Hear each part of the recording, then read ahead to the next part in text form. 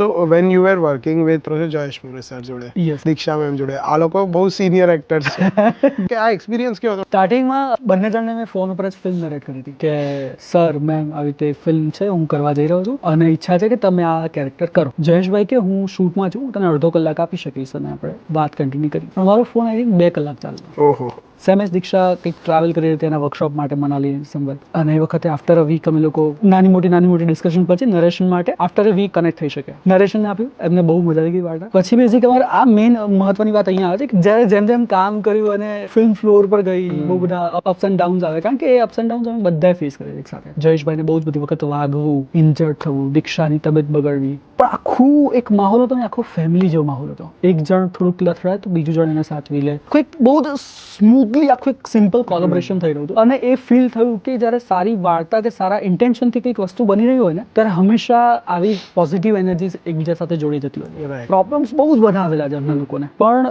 Again artist સાઇડથી એ લોકો એટલા supportive હતા, એ લોકો ગજબ લેવલના. એટલે ઓલમોસ્ટ 80% અમે લોકો રિલેક્સ ત્યાં હતા. કાસ્ટિંગ પર આવીએ, અવની સોની પરફેક્ટ કાસ્ટિંગ હતું. યસ. અવની એટલે જે પણ કાસ્ટિંગ્સ હતા, અવની જે કર્યા છે વોઝ અમેઝિંગ. બધા જ એક થી લાઈક આ જ કેરેક્ટર જેવું તમને આઈડિયા આવી જાય. So that was perfect.